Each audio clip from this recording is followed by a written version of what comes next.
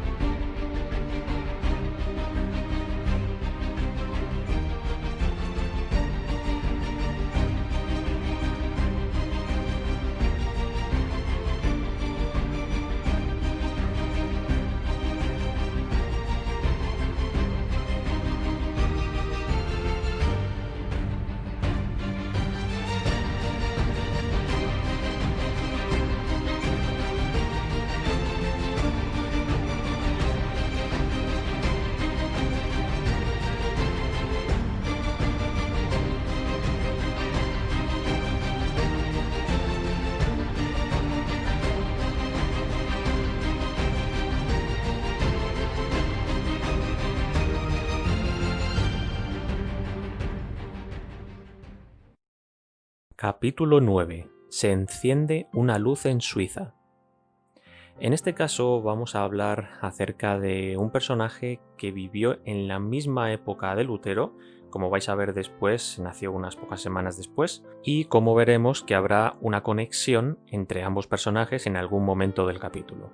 Así que sin más, comencemos. El Maestro Celestial pasó por alto a los grandes de la tierra, a los que tenían títulos y riquezas, quienes estaban acostumbrados a recibir alabanzas y homenajes como líderes de la gente. Los principales reformadores fueron hombres de vida humilde, más libres que sus coetáneos del orgullo de casta y de la influencia del fanatismo y las intrigas clericales. Pocas semanas después que naciera Lutero, nació Ulrico Zwinglio, en la choza de un pastor de los Alpes. Criado en medio de escenas de imponencia, belleza y asombrosa sublimidad naturales, desde temprano su mente quedó impresionada por un sentido de la grandeza, el poder y la majestad de Dios. Con verdadero interés oía él hablar de los grandes hechos de los patriarcas y los profetas, de los pastores que velaban sobre sus rebaños en los cerros del Palestina, donde los ángeles les hablaron del niño de Belén y del hombre del Calvario. Su mente se desarrolló rápidamente. A la edad de 13 años fue a Berna, que entonces poseía la más distinguida escuela de Suiza. Los frailes hicieron esfuerzos muy resueltos para seducirlo a que entrara en un convento. Su padre se enteró de los designios de los frailes y, como no tenía intención de que su hijo siguiera la vida indigna y holgazana de los monjes, y viendo que su utilidad para el porvenir estaba en inminente peligro, le ordenó que regresara a su casa sin demora. El mandato fue obedecido, pero el joven pronto volvió a sus estudios, estableciéndose después de algún tiempo en Basilea. Aquí fue donde Zwinglio oyó por primera vez del Evangelio de la Gracia de Dios. Wittenbach, profesor de idiomas, declaraba que había una verdad más antigua y de valor infinitamente mayor que las teorías enseñadas por los escolásticos y los filósofos. Esa antigua verdad consistía en que la muerte de Cristo es el único rescate del pecador. A medida que escudriñaba las Escrituras, más claro le resultaba el contraste entre las verdades bíblicas y las herejías de Roma, un poquito recordando también a lo que vivió Martín Lutero. Él se sometía a la Biblia como la palabra de Dios, la única regla suficiente e infalible. Veía que ella debía ser su propio intérprete. Procuraba valerse de toda ayuda posible para obtener un entendimiento pleno y correcto de su significado, e invocaba la ayuda del Espíritu Santo, quien, declaraba él, se lo revelaba a todos los que le investigaban con sinceridad y oración. Zwinglio decía: las Escrituras vienen de Dios, no del hombre, y ese mismo Dios que brilla en ellas te hará entender que las palabras provienen de Dios. La palabra de Dios no puede errar. Cuando comencé a consagrarme enteramente a las Santas Escrituras, la filosofía y la teología escolástica me suscitaban objeciones sin número. Al final llegué a esta conclusión: debes dejar a un lado todas esas mentiras y aprender el significado de Dios que emana en toda la pureza de su propia sencilla palabra. Jamás he escrito una sola palabra a Lutero, ni Lutero a mí. ¿Y por qué? para que se viese de qué modo el Espíritu de Dios está de acuerdo consigo mismo, ya que ambos, sin ponernos de acuerdo entre nosotros, enseñamos la doctrina de Cristo con tanta uniformidad. En 1516, Zwinglio fue llamado a predicar regularmente en el convento de Einsiedeln.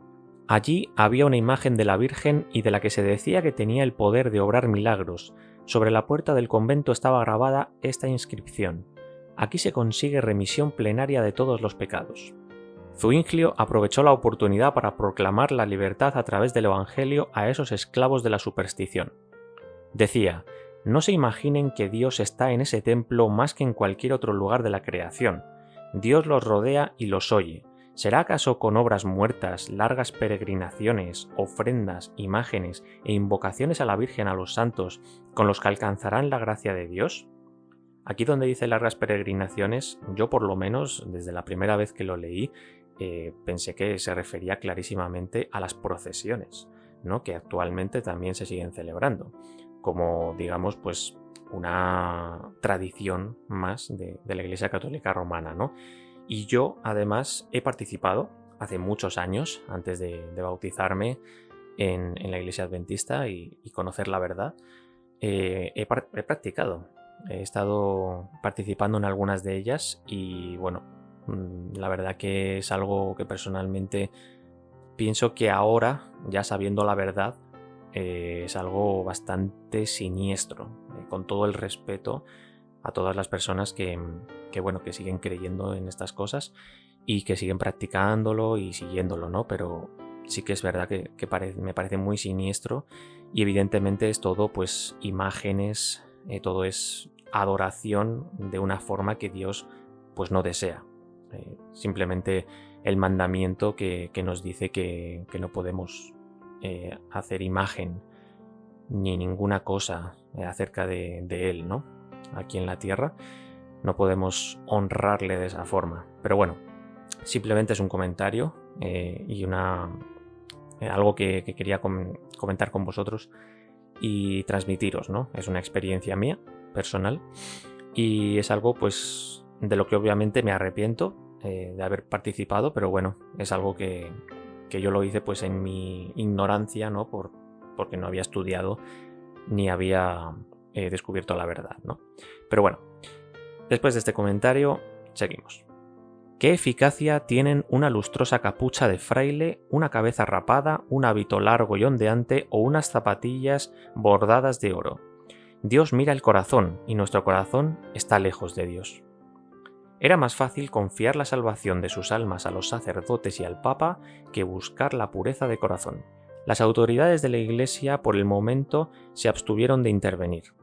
Entretanto, la verdad iba ganando terreno en los corazones de la gente. Pasados 3 años fue llamado de predicador en la Catedral de Zúrich. Procedió a explicar el plan de trabajo que se proponía adoptar. Dijo: «La vida de Jesús ha estado demasiado tiempo oculta de la gente. Me propongo predicar sobre el Evangelio según Mateo, extraer solo de la fuente de la Escritura, sondear sus profundidades, comparar un pasaje con otro y buscar entendimiento por medio de constantes y ardientes oraciones. A la gloria de Dios, a la alabanza de su único Hijo, a la pura salvación de las almas y a su edificación en la fe verdadera, es a lo que consagraré mi ministerio». Ya se había despertado interés en las verdades que él enseñaba, y la gente se reunía en gran número para oír su predicación.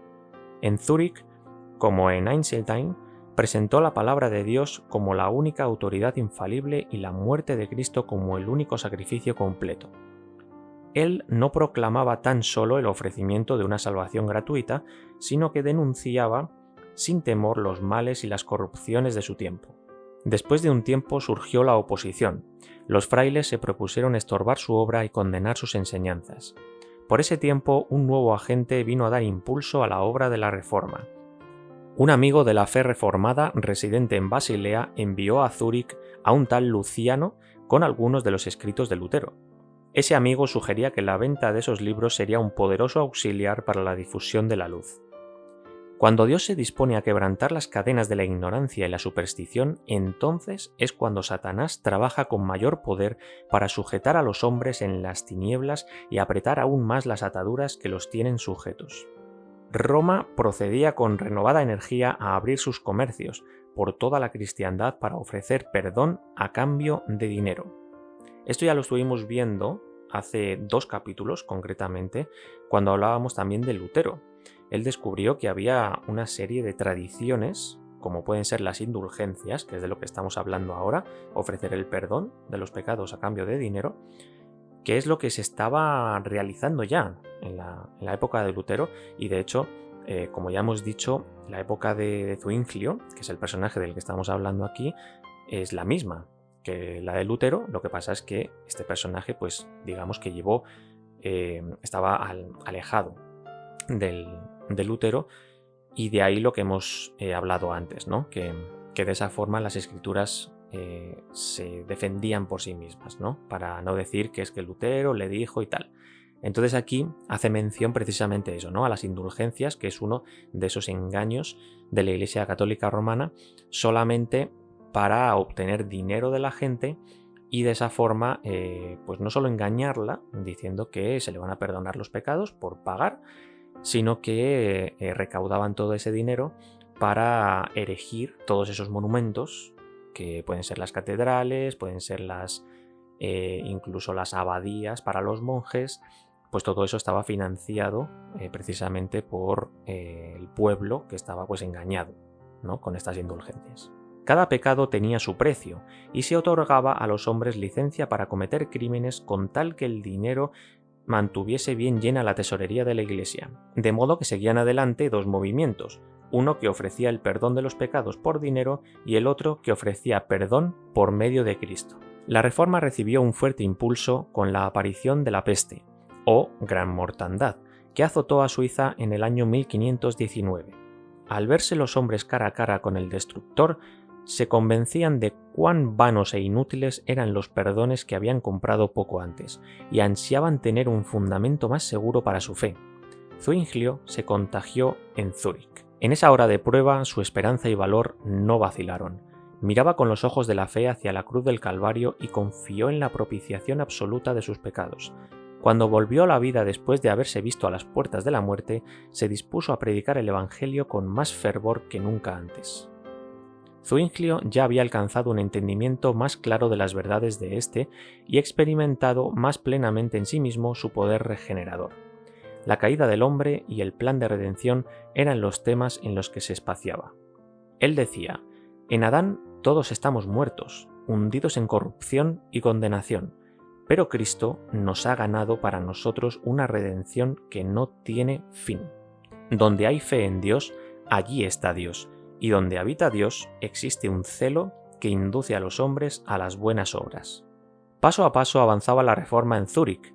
Un año antes el monje de Wittenberg, Martín Lutero, había lanzado su no al Papa y al Emperador en Worms. Como veis, todo lo que estaba sucediendo con Lutero era prácticamente pues paralelo a lo que estamos viendo con Zwinglio. El obispo de Constanza envió 3 diputados al Consejo de Zúrich para acusar a Zwinglio de enseñar a la gente a violar las leyes de la Iglesia, con lo que trastornaba la paz y el buen orden de la sociedad. Todo esto entre comillas, por supuesto. Zwinglio replicó que por 4 años había estado predicando el Evangelio en Zúrich, y la ciudad es más tranquila y pacífica que cualquier otra ciudad de la Confederación. Los diputados habían exhortado a los concejales a que continuaran en la Iglesia, porque fuera de ella, decían, no hay salvación. Zwinglio replicó: que esa acusación no os conmueva. El fundamento de la Iglesia es la misma roca, el mismo Cristo, cuyo nombre dio a Pedro por haberle confesado fielmente. En toda nación el que cree con todo su corazón en el Señor Jesús es acepto por Dios. Esta es la verdadera Iglesia, fuera de la cual donde nadie puede salvarse.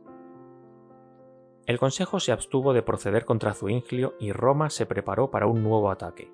Cuando el reformador se vio amenazado por los complots de sus enemigos, exclamó: «Que vengan contra mí, yo los temo lo mismo que un peñasco escarpado teme las olas que se estrellan a sus pies». En Alemania, sus adherentes, abatidos por la desaparición de Lutero, cobraron nuevo aliento al notar los progresos del Evangelio en Suiza. Al ver cuán poco habían logrado con la persecución para suprimir la obra de Lutero en Alemania, decidieron atacar a la Reforma con sus mismas armas, sostendrían una discusión con Zuinglio, y encargándose de los asuntos se asegurarían el triunfo al elegir no solo el lugar del combate, sino también los jueces que debían decidir entre los diputadores. Este plan, por supuesto, se mantuvo en la mayor reserva. Se dispuso que la discusión se realizara en Baden, pero Zuinglio no concurrió. El Consejo de Zúrich, sospechando los designios de los papistas y advertido por las ardientes hogueras encendidas en los cantones papistas para los confesores del Evangelio, no permitió que su pastor se expusiera a ese peligro. En Zúrich él estaba listo para recibir a todos los partidarios de Roma que ésta pudiera enviar, pero ir a Baden, donde poco antes se había derramado la sangre de los mártires por causa de la verdad, era lo mismo que exponerse a una muerte segura. El doctor Eck era el campeón de Roma. Aunque Zuinglio no estaba presente en esa conferencia, ejerció su influencia en ella. Los secretarios todos fueron elegidos por los papistas, y a todos los demás se les prohibió tomar notas, bajo pena de muerte. A pesar de esto, Zuinglio recibía cada día un relato fiel de cuanto se decía en Baden. El reformador contestaba dando consejos y sugerencias. A falta de mejores argumentos, recurría a insultos y aún a blasfemias. Ecolampadio, modesto y desconfiado de sí mismo, había rehuido el combate y entró en él con esta solemne declaración: «No reconozco otra norma de juicio que la palabra de Dios». Este reformador dijo: «En nuestra Suiza las tradiciones carecen de fuerza, a no ser que estén de acuerdo con la Constitución. Ahora bien, en asuntos de fe, la Biblia es nuestra Constitución». El debate se prolongó 18 días. Al terminarlo, los papistas cantaron victoria con gran confianza. La mayoría de los diputados se puso del lado de Roma, y la Dieta declaró la derrota de los reformadores y que todos ellos, con Zuinglio, su jefe, fuesen separados de la Iglesia. Pero los frutos de esa conferencia revelaron de qué lado estuvo el triunfo. El debate tuvo por consecuencia un gran impulso de la causa protestante, y no mucho después las importantes ciudades de Berna y Basilea se declararon a favor de la Reforma.